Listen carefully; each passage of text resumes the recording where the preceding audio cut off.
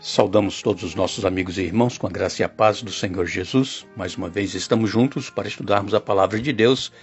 Ficamos agradecidos a Deus por Ele nos dar este dia de vida, estes momentos para estudarmos a sua palavra.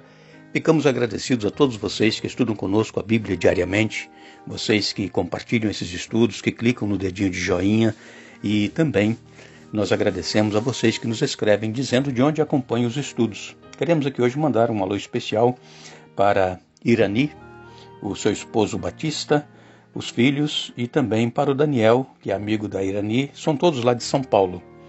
Manuel Messias é de Vila do Café, na Bahia, Roseli Menezes é de Areia Branca, em Sergipe, Ruth Paixão de Almeida e Paulo Almeida são de Vila Velha, no Espírito Santo, Marcilene de Diamantino, em Mato Grosso, Tânia Medeiros dos Santos, de Praia Grande, em São Paulo, e todos os demais que nos escrevem. Nós agradecemos e sempre mandaremos um alô para vocês. Iremos orar.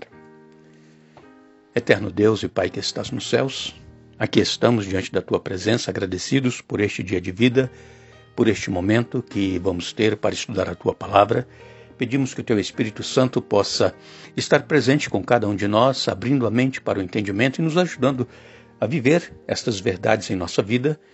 E pedimos uma bênção especial a todos os irmãos e amigos onde quer que se encontram, especialmente os que estão passando por lutas, problemas, tribulações, provações, enfermidades, que Tu possas estar com cada um deles, aqueles que nos pedem orações. Faça, Senhor, a Tua vontade na vida de cada um, em nome de Jesus.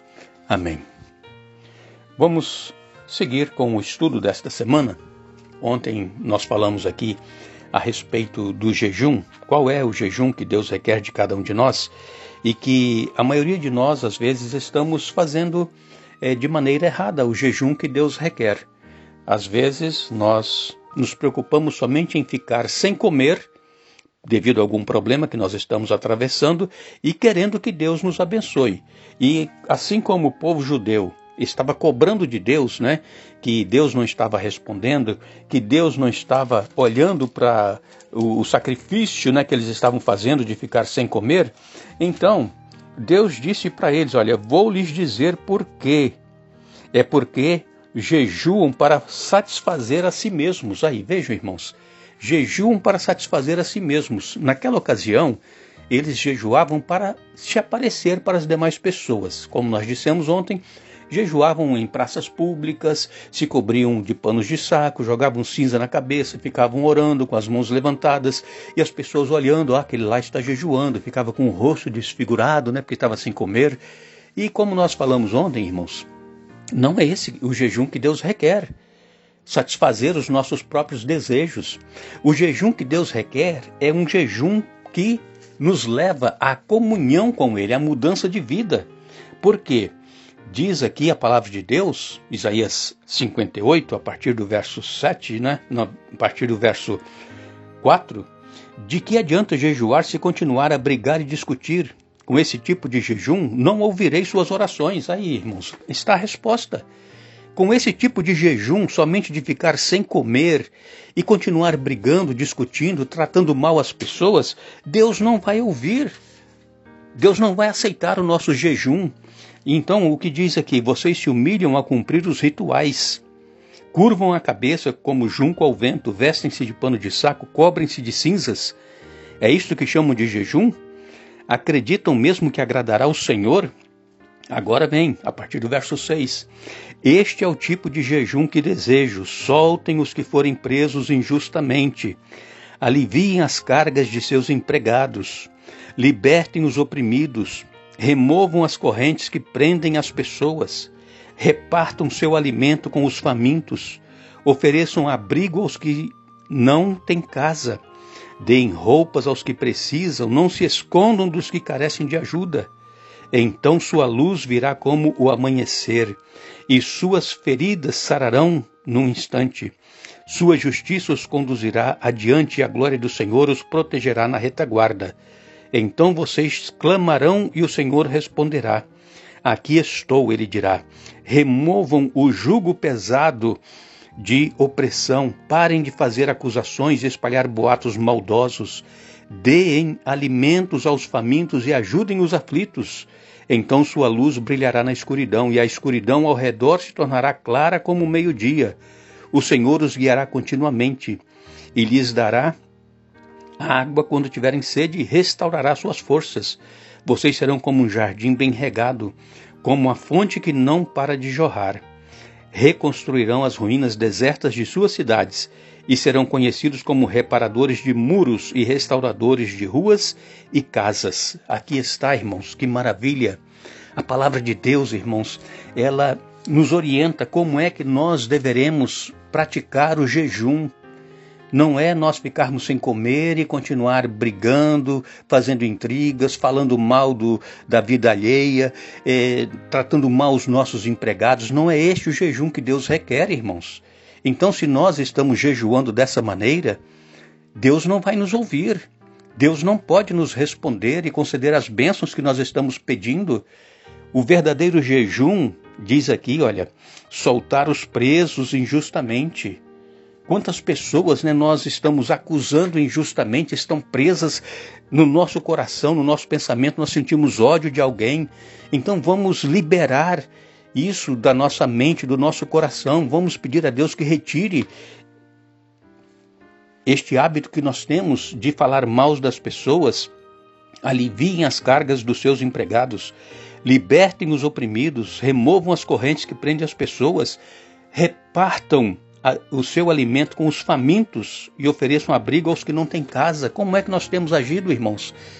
Tantas pessoas passando fome, estamos nessa pandemia e muitas pessoas não estão podendo trabalhar, muitas perderam o emprego, muitas pessoas não têm o que comer dentro de casa e muitas pessoas, por vergonha, não falam para os seus irmãos de igreja, não falam para os seus amigos que estão passando necessidade, têm vergonha, pensam que devem continuar sofrendo, passando fome. Irmãos, se nós soubermos de alguém na nossa igreja, na nossa rua, os nossos vizinhos de bairro, os nossos familiares, nós sabemos que existem pessoas que sabem que têm familiares passando necessidade e não estendem a mão, não ajudam. É esse o jejum que Deus requer, dar abrigo àqueles que não têm casa, e então virá a luz como o amanhecer, e as suas feridas sararão num instante. Sua justiça os conduzirá adiante e a glória do Senhor os protegerá na retaguarda. Então vocês clamarão e o Senhor responderá. Aqui estou, ele dirá. Removam o jugo pesado de opressão. Parem de fazer acusações e espalhar boatos maldosos. Irmãos, este é o verdadeiro cristianismo. Muitas pessoas pensam que ser cristão é somente aceitar a Jesus, se batizar, ser membro da igreja e acabou. Está garantida a sua salvação. O verdadeiro cristianismo, irmãos, é nós olharmos as necessidades daqueles que estão ao nosso redor. E este é o verdadeiro jejum. Eu volto a dizer, se nós jejuamos somente para ficar sem comer, para que Deus tenha piedade de nós, nós estamos errados. Nós precisamos fazer o jejum, mas com o coração contrito com Deus, olhando aqueles que estão ao nosso redor, as suas necessidades, os problemas que cada um enfrenta. Este é o jejum que Deus requer. Então, diz ele aqui, eu ouvirei e eu aceitarei o jejum que vocês estarão fazendo quando vocês agirem assim. Em Mateus, no capítulo 25, no verso 40, Mateus capítulo 25, verso 40, Jesus disse, e o rei dirá, eu lhes digo a verdade, quando fizerem isso ao menor destes meus irmãos, foi a mim que o fizeram. Muitos cristãos, quando Jesus voltar, ouvirão dos lábios de Jesus. Leia aqui, Mateus capítulo 25, leia. Muitos ouvirão dos lábios de Jesus, não vos conheço, apartai-vos de mim. Por quê? Porque eu tive fome e vocês não me deram de comer, eu tive sede e vocês não me deram de beber, eu estive preso, vocês não foram me visitar, eu estive enfermo, vocês não foram me visitar. Então, o jejum que Deus requer, irmãos, é esse. É nós estarmos atentos às necessidades daqueles que estão próximos a nós. Vamos estender a mão. Porque muitas pessoas pensarão assim: ah, meu Deus, eu preciso me preparar para a volta de Jesus. Mas é uma pessoa que tem um coração voltado para atender às necessidades daqueles que estão ao seu redor. Então esses ouvirão dos lábios de Jesus, diz aqui Mateus 25, verso 40. Vinde, benditos de meu Pai, possuí por herança o reino que vos está preparado antes da fundação do mundo. Quando fizerem isto ao menor destes meus irmãos, a mim o fizeram. E então essas pessoas que hoje são cristãs também, procuram viver uma vida com Deus, mas sentem que ainda precisam se preparar para se encontrar com Jesus, mas têm o coração voltado para atender às necessidades dos seus irmãos. Jesus vai dizer isso: vocês fizeram a mim quando vocês atenderam às necessidades das pessoas. Em Tiago, capítulo 1, Tiago, capítulo 1, e no verso 27 nós lemos. Tiago, capítulo 1, verso 27, nos diz assim: a religião pura e verdadeira aos olhos de Deus, o Pai, é esta: cuidar dos órfãos e das viúvas em suas dificuldades e não se deixar corromper pelo mundo. Irmãos, durante esta semana, o estudo que nós estamos fazendo está nos mostrando o que é realmente ser cristão. Como é que nós temos vivido o nosso cristianismo?